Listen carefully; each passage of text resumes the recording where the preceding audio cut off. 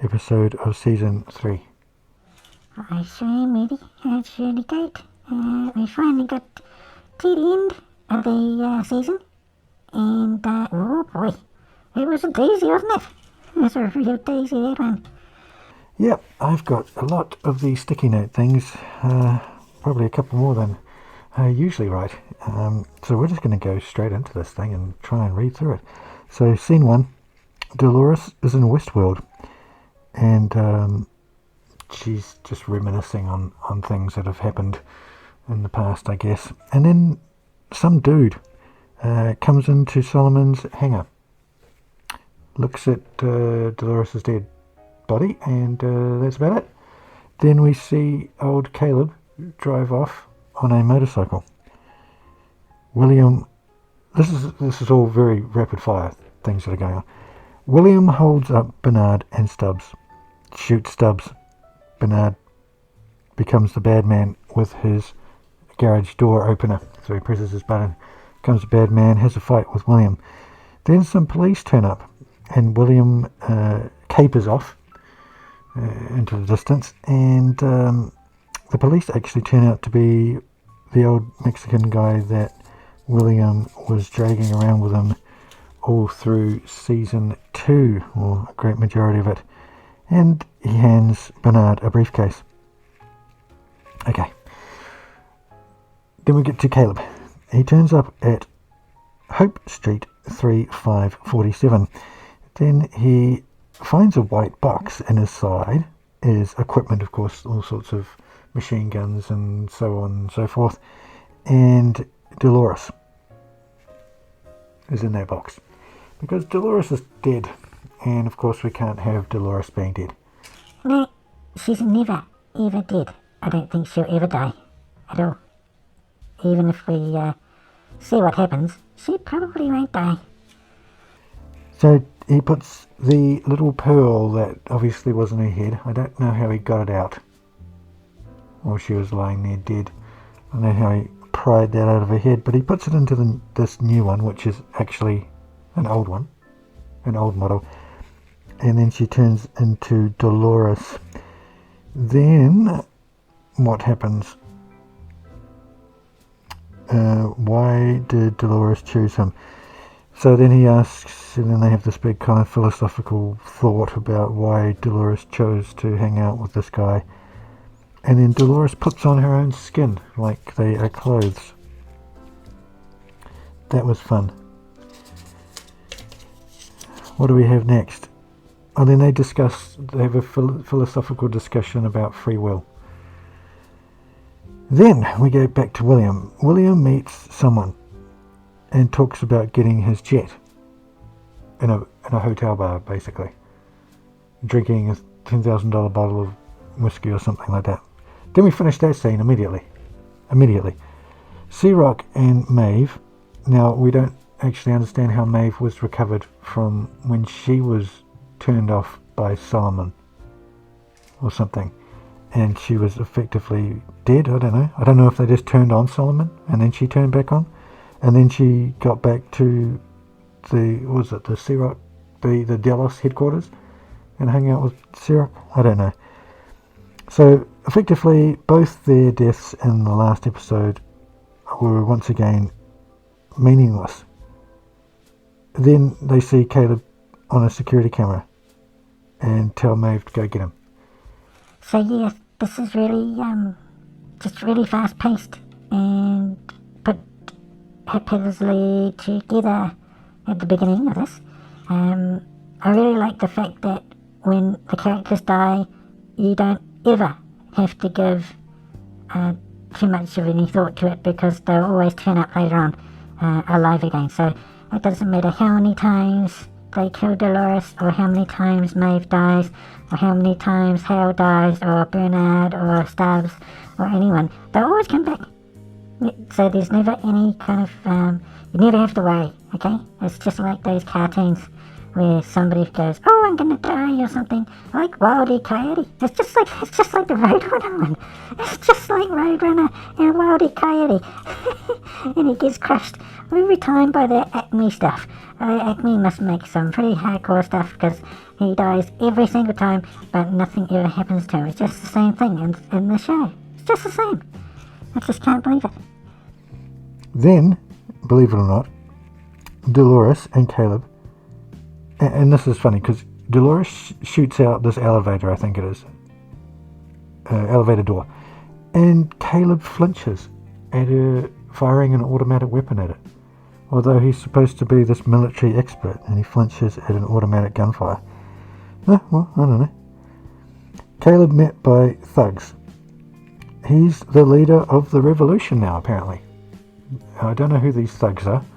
They're paid, obviously, they're the Uber thugs. I think they're the Uber thugs. They're everywhere. Now, Dolores meets Hale's ghost. Nobody else can see, but Dolores can, so I think it's effectively Hale's ghost. Yes, no real other explanation for it. I guess it's some kind of hologram thing that Dolores can see. But yeah, it's basically Hale's ghost. And it just gets even more strange because Hale's not dead, I don't think. Last time we actually saw her alive, burnt. But then she's got a ghost, and then, oh gosh, and then later on something else happens, but we'll go into that later. I'll tell you what. Then everyone gets ambushed. Oh yeah, this is the thing that really got me kind of angry. And I actually shouted this out. Oh, come on, man. This is my quotation right at this moment. These dudes, I was going to say something even worse than that, but I just caught myself from saying something even more dirty than that. Standing around fully on alert, and they get ambushed. I mean, they must be a bunch of real amateurs. Anyway, that's the end of that tag. What happens after that, let's find out. Great background choreography. So pathetic fight scenes are going on in the background. People obviously are not hitting each other, and they're going, "Oh, I got hit really hard." I'm redlining the microphone now. Does Hale's ghost merge with Dolores? I mean, that's what it appears to be at this point. Is it? She's like, oh, we're two things of one thing. Oh, no, you'll get together somehow. And then Dolores has like a roll of the eyes into the back of the head, and I don't know really what happens. Then we got more gunplay, and then Maeve turns up. Then Dolores, this is a scene that annoys me. Dolores lazily fights her way through probably 11 guys on easy mode. So it's almost like a video game, but you're on the easiest mode, and so you're just whacking dudes left, right and centre. Then she falls off the building onto a car while shooting a guy in the head, which breaks her fall. Classic.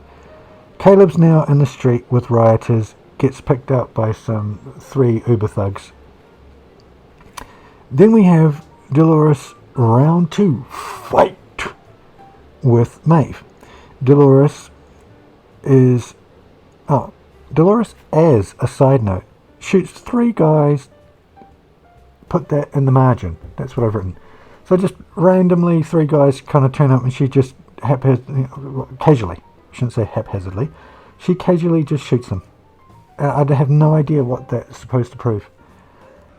But she can fight 3 guys as well as Maeve. That's what it proves. Excellent. Beats up Maeve, and then leaves her alone instead of killing her, because Dolores has changed her character. Dolores has a breakdown and then meets Hale's ghost for the second time, even though I thought Hale's ghost was inside of her brain. Maybe that is Hale's ghost inside her brain, right from the outset. But then why would Hale's ghost merge with her? Anyway, I have no idea. Delores shuts down, and Maeve approaches Dolores. Caleb's now on the riot. Electronic graffiti.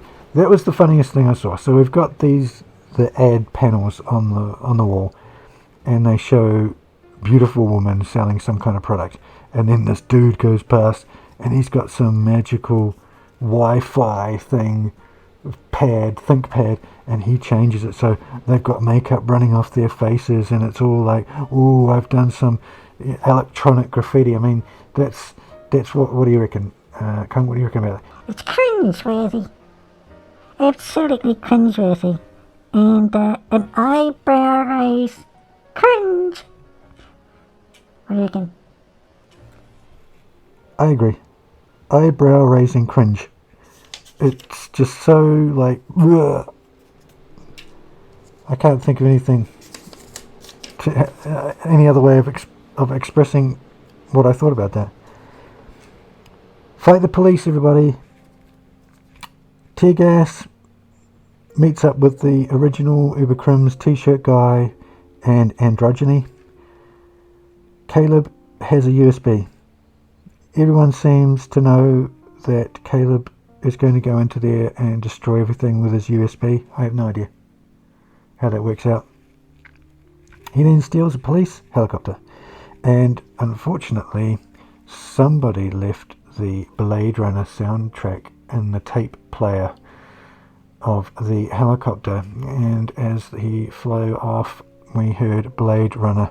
This is seriously not Blade Runner. So there's two movie references blatantly in this episode. Here's one, Blade Runner. Certainly this does not stand up to Blade Runner whatsoever.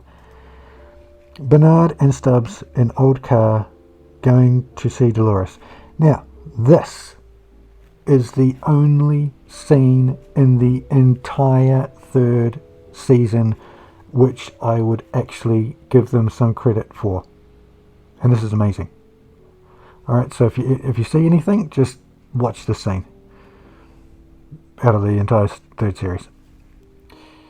So Bernhard meets his, he walks up to the door, right, and this person or caregiver lets him in. Basically, he kind of turns up as a total stranger, and she says, "Oh, I think I saw you in a picture, so I'll let you in the house," which is totally unrealistic. Really a breach, isn't it? A breach of privacy, a security. I mean, you wouldn't want your caregiver of your mother or your elderly parents or your grandmother or something just letting in a total stranger that she thought she saw in one of your photos. It's kind of concerning. It certainly is. But Bernhard meets his wife. Could you imagine that? Who apparently, it appears she has dementia. And he talks about their kid. And I said, maybe a genuine scene. The only one in the whole season. And it is. It's quite a genuine and emotional scene. And it plays out really well. But when you look at the entire series as a whole, it just stands out like a sore thumb. It doesn't seem to have any context whatsoever. But it's a great scene. Doesn't fit into the series, but it's a great scene. Dolores is now plugged into Solomon and tortured by Searock and Maeve. Caleb watch out, guns shooting. Oh yeah. Of course there's guns always shooting. Don't worry, got aim assist. Oh yeah. So he's got one of those magical automatic guns that shoots people automatically. He breaks into the place where Dolores is being tortured. He just takes a security key off some random dude, security guy outside, and he just, keys himself in to the building. I mean, is that not a security concern?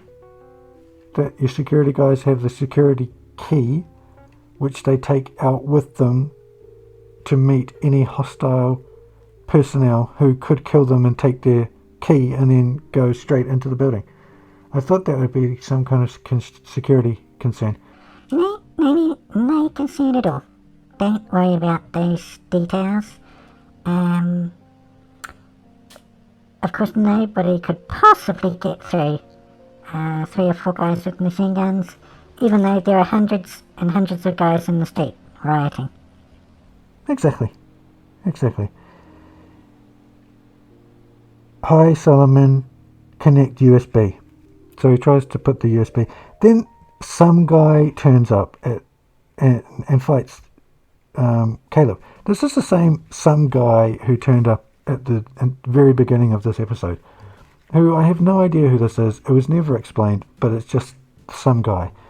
So they have a little fight, and some guy slips over on a banana peel and hits his head and is unconscious. I thought he was unconscious, but then, Maeve later on says he's dead. I can't see how he died, unless he died, slipping over and hitting his head on the stairs, and that killed him and broke his neck or something. I have no idea. Anyway, Maeve turns up to stop Caleb, of course, putting the USB in. All are now with Dolores and Searock. Maeve, Solomon, Caleb. And Caleb can't admit he's a killer. So he wants to be a nice guy. But he's killed, dozens and dozens of people, obviously. Caleb finds out what would happen if he uploaded the USB data. So there's mass devastation, etc. And Caleb feels betrayed by Delores. Because he tried to manipulate him to destroy the world. Caleb, oh, you got sucked in, boy. Sucked in by that pretty girl. Can't find Dolores' key. So Dolores is supposed to have a key inside her brain somewhere. Maeve wants reunion with daughter. And this is just randomly brought up in the middle of this. I want my daughter. Of course, Maeve. I mean, you've been looking for your daughter ever since series 1 or 2, I can't remember. You already know that she doesn't actually exist, but you're still looking for her. And you know where she is, and that you can't get there. Searock is guided by Solomon, so Searock's basically now a puppet of Solomon, the computer. Maeve wants out because daughter. Again, she's on about her daughter. Maeve talks to Dolores to get her to give up the key. So she goes inside her special mind place. Or she goes over there, I can't remember. But at some point we end up in the special mind place. Searock asks Caleb where the key is. Searock asks thugs to kill Caleb. And Searock doesn't kill Caleb himself. Again, no real explanation, just some random thing that happens where he could kill Caleb, but, we don't want him to kill Caleb because...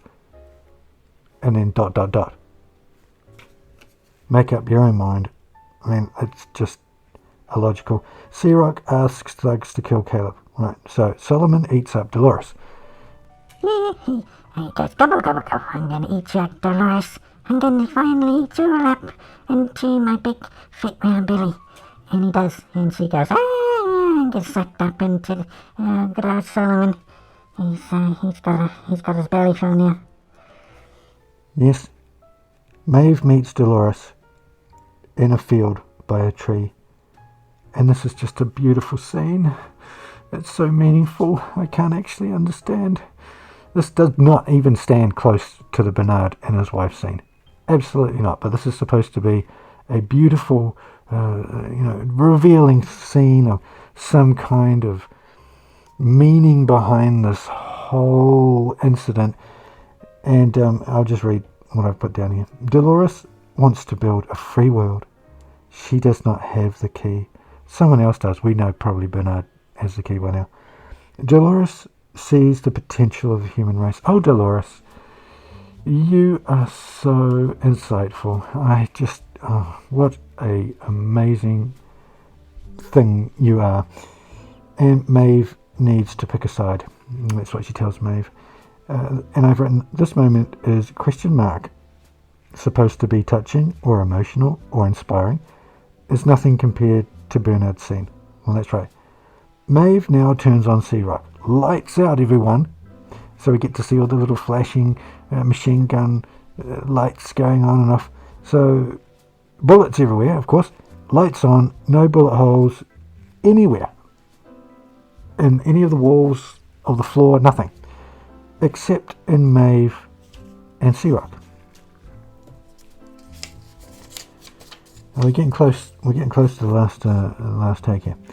Random as flashback of Caleb to prior life meeting good old Dolores, because they had some army training and they were wanting to basically, I don't know if I can say the word, repay the woman that they saved from the terrorists, the fake terrorists, because remember, these are all hosts in Caleb's flashback.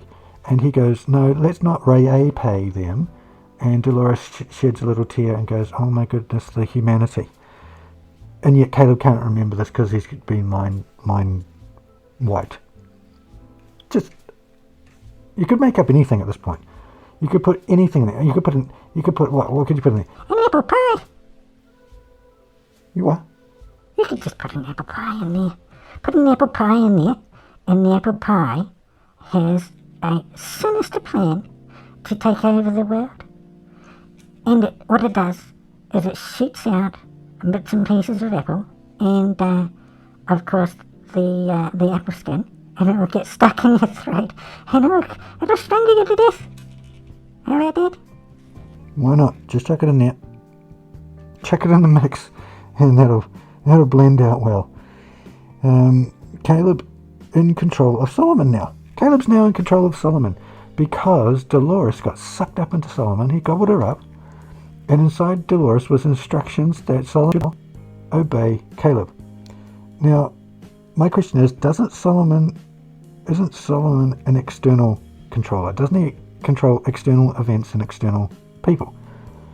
And does not take instructions from external persons? I don't know. So now Caleb basically tells Solomon to kill himself, and Solomon kills himself. But then my next question is, if Solomon in this building is Solomon, who's the other Solomon in the hangar? Are they the same Solomon, or are they two different Solomons? I don't understand what the answer is to that. Bernhard and Stubbs, back there again. I just said here, we've got 10 minutes left of this show. Obviously probably a bit less because there were credits and then after credits. I've written 10 minutes left. Nothing is resolved. Not another season. Of course there's going to be another season. You can't stop this show because effectively you can just do anything you want now. You don't actually have to follow any kind of pathway or script or anything. You just make anything up.